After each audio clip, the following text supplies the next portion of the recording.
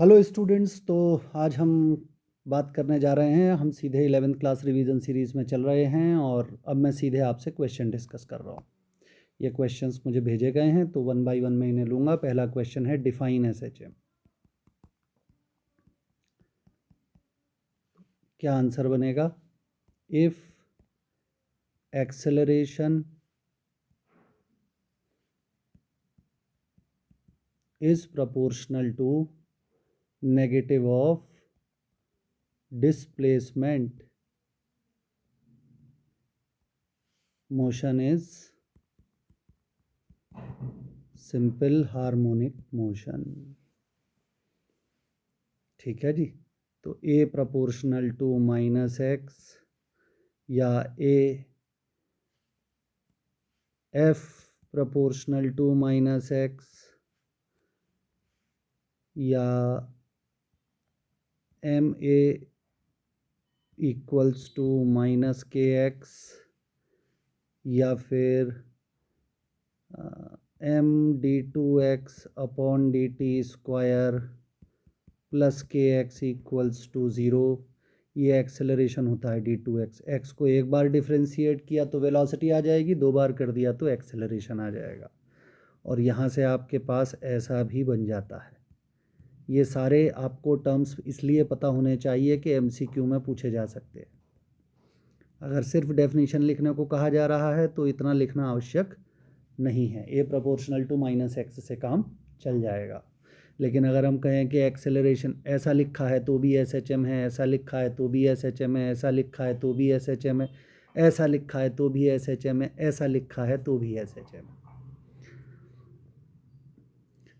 तो S H M को mathematically इतने तरीके से लिखा जा सकता है। ठीक है। अब अगर मैं आपसे कहता हूं व्हाट इज द इक्वेशन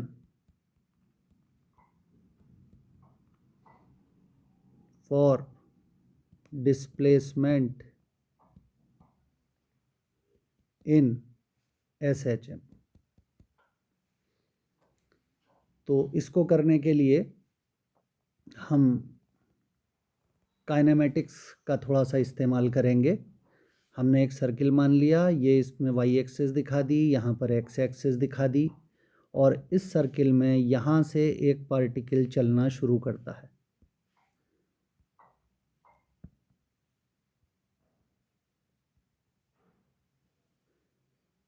तो ये पार्टिकल एंटी क्लॉकवाइज चल रहा है विद एंगुलर वेलोसिटी ओमेगा।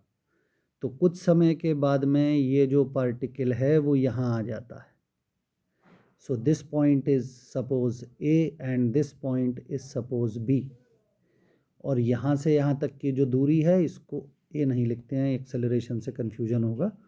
तो ऐसा करते हैं, हम इस पॉइंट का नाम भी बदल देते हैं। इस पॉइंट को हमने नाम दे दिया P, इसको नाम दे दिया Q, और यहाँ से यहाँ तक की दूरी को हमने कह दिया कैपिटल A। तो यहाँ जो ये एंगल बन रहा है, इस एंगल को हमने बोल दिया कि ये वाला एंगल थीटा है। तो अगर P से Q तक जाने का जो टाइम है उसको हम T मान लेते हैं, P से Q तक जाने का जो टाइम है उसको T माना जा रहा है, तो एंगुलर वेलोसिटी जो होती है ओमेगा, वो होता है angle covered upon time taken. तो theta is equal to omega upon T हो गया। अब जब ये पार्टिकल P से Q पे जाएगा तो अगर हम इसको y एक्सेस मान रहे हैं तो ये मान समझ लीजिए कि जब ये पार्टिकल P पर था तो मैं P से y एक्सेस पर एक परपेंडिकुलर ड्रॉप करता हूँ, तो वो परपेंडिकुलर ये होगा, और जब ये Q पर आ जाएगा तो परपेंडिकुलर ये होगा। तो पार्टिकल का जो सर्किल पर मोशन हो रहा है उससे हम y एक्सेस पर एक परपेंडिकुलर ड्रॉप कर रहे हैं, ये प्रोजेक्शन कहलाता है। इसका जो फुट है वो प्रोजेक्शन कहलाएगा। तो projection of P on the y axis is O and letter on it becomes suppose N। तो जितनी देर में पार्टिकल P से Q तक जा रहा है उतनी देर में प्रोजेक्शन O से N तक जा रहा है। O से N तक की जो दूरी है उसको हमने y कह दिया। तो पार्टिकल तो सर्कुलर मोशन कर रहा है, यहाँ ध्यान रखिएगा। Particle is doing circular motion, but its projection is doing SHM. ठीक है जी, तो हमने तो SHM के बारे में बात करनी है।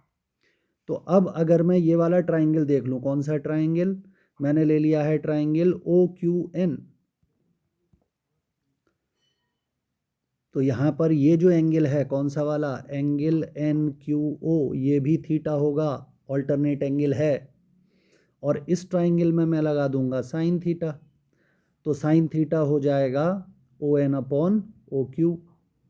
तो ON तो हो गया y और OQ हो गया रेडियस ऑफ सर्किल जो कि है a, और थीटा की वैल्यू है ओमेगा टी।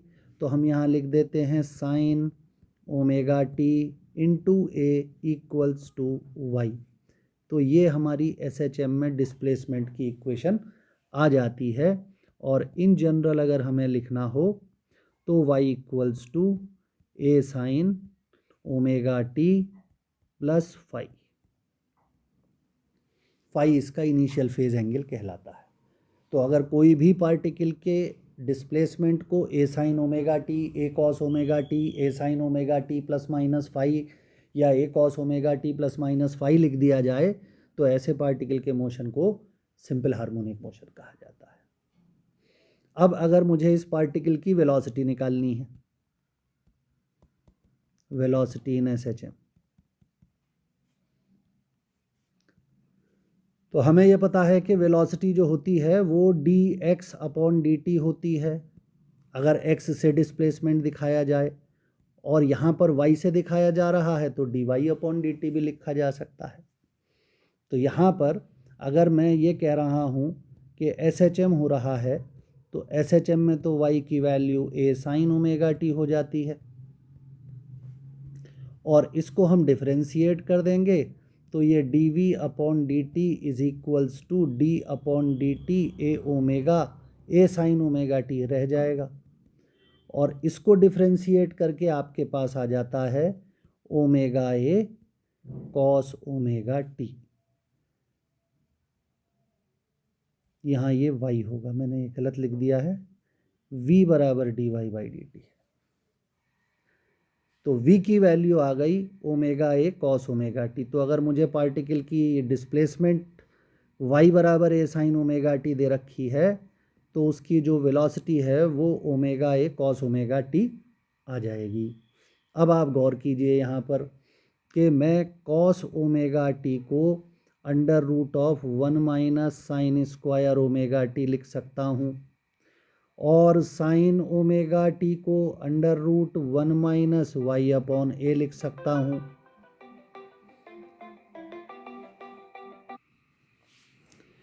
तो इसको यदि हम सॉल्व कर देते हैं तो हमारे पास आ जाएगा omega a under root of a square minus y square. तो यहाँ पर ये थोड़ा सा अपॉन में ए भी आएगा और ये वाले ए से ये वाला ए कैंसिल हो जाएगा। तो ओमेगा अंडर रूट ए स्क्वायर माइनस वाई स्क्वायर, ये SHM में वेलोसिटी आ गई। तो टाइम के टर्म्स में वेलोसिटी इस तरह से लिखी जाएगी, डिस्प्लेसमेंट के टर्म्स में वेलोसिटी इस तरीके से लिखी जाएगी। और अगर हम यहाँ कह दें कि मैक्सिमम वेलोसिटी कितनी आती है तो v मैक्स जो होगा वो होगा ओमेगा ए, और ये तब होगा जबकि y बराबर 0 होगा, यानी कि मीन पोजीशन। तो SHM करता हुआ पार्टिकल जब अपनी मीन पोजीशन पर होता है तो उसकी वेलोसिटी मैक्सिमम होती है। और इसी तरीके से अगर हम एक्सेलरेशन निकालना चाह रहे हैं SHM में, एक्सेलरेशन इन SHM, तो अभी हमने ऊपर निकाल दिया कि वेलोसिटी जो होती है वो omega A cos omega T होती है, और एक्सेलरेशन क्या होता है वो dv बाई डी टी हो जाता है, change in velocity per unit time. तो यहाँ पर d upon D T omega A cos omega T आप डाल देंगे, तो यहाँ से आपके पास आ जाएगा ओमेगा ए और ये आ जाएगा minus omega sine omega T. Omega और ए कांस्टेंट है तो कांस्टेंट डिफरेंशिएशन से बाहर निकाल दिए और कॉस ओमेगा टी को डिफरेंशिएट करके ये आ जाता है। तो यहाँ पर आ जाएगा minus of omega square A sine omega T, और इसको आप ए साइन ओमेगा टी को क्या लिख सकते हैं, वाई, क्योंकि वाई बराबर ए साइन ओमेगा टी है। तो ए बराबर माइनस ओमेगा स्क्वायर वाई आ गया। वाई डिस्प्लेसमेंट है, यानी ए प्रोपोर्शनल टू माइनस वाई। ऐसे ही मोशन को एसएचएम कहा जाता है। यहीं से हमें अगर कहा जाए कि टाइम पीरियड और फ्रीक्वेंसी निकालनी है, टाइम पीरियड इन एसएचएम, तो टाइम पीरियड इन एसएचएम निकालने के लिए आप क्या लिखेंगे, omega square is equal to magnitude of a upon magnitude of y. तो ओमेगा बराबर under root of magnitude of a upon magnitude of y. Omega होता है angle upon time. Time period का मतलब होता है एक ऑसिलेशन में या एक कंप्लीट पीरियड को, जैसे कोई चीज़ ऑसिलेट कर रही है या रिपीटेड मोशन कर रही है, तो अपना एक ऑसिलेशन पूरा करने में वो कितनी देर लगा रही है, that is called time period, one cycle complete करने में। जैसे ये सर्किल का पार्टिकल था, तो सर्किल पर चल के ये जब यहाँ से यहाँ आ जाएगा, यहाँ से चल के यहीं आ जाएगा, तो इसका प्रोजेक्शन भी यहाँ से पहले ऊपर जाएगा, फिर नीचे आएगा, फिर और नीचे जाएगा, फिर यहीं आ जाएगा। तो इसका प्रोजेक्शन यहाँ से चल कर के यहीं वापस आ गया, ऊपर गया, फिर नीचे आ गया। Started like this, came back like this, फिर move down like this and फिर केम बैक लाइक दिस, यानी कि वो इसी जगह पर इसी डायरेक्शन में दोबारा कब मूव करता हुआ मिलेगा, that is called time period. So time taken for one oscillation is called time period. तो अगर हमें टाइम पीरियड निकालना है तो इसको हम 2π/t लिख देते हैं, क्योंकि एंगल अपॉन टाइम है। एक राउंड में कितना एंगल कवर करते हैं, ओमेगा क्या होता है थीटा अपॉन टी, और एक राउंड में कितना एंगल कवर होता है 2π, और टाइम की जगह आ गया t, तो ओमेगा को 2π/t लिखा जा सकता है। तो यहाँ से आ जाता है t बराबर 2π under root of magnitude of y upon magnitude of a। ये टाइम पीरियड हो जाता है, यानी डिस्प्लेसमेंट और एक्सेलरेशन के रेशियो का अंडर रूट ले लीजिए और उसे 2π से मल्टीप्लाई कर दीजिए, that will give you time period. और फ्रीक्वेंसी क्या होती है, रेसिप्रोकल ऑफ टाइम पीरियड। तो यहाँ से आप फ्रीक्वेंसी भी निकाल सकते हैं। So this is how SHM के लिए आपने सारे पैरामीटर निकाल दिए। अब दो पैरामीटर यहाँ रह जाते हैं, एनर्जी इन एसएचएम और पोटेंशियल एनर्जी, काइनेटिक एनर्जी निकाल करके जोड़ देंगे तो आपको टोटल एनर्जी मिल जाएगी। तो ये एसएचएम का बेसिक है। तो इसमें से जो पैरामीटर पूछा जाए वो आप निकाल करके दे सकते हैं। Thanks for watching.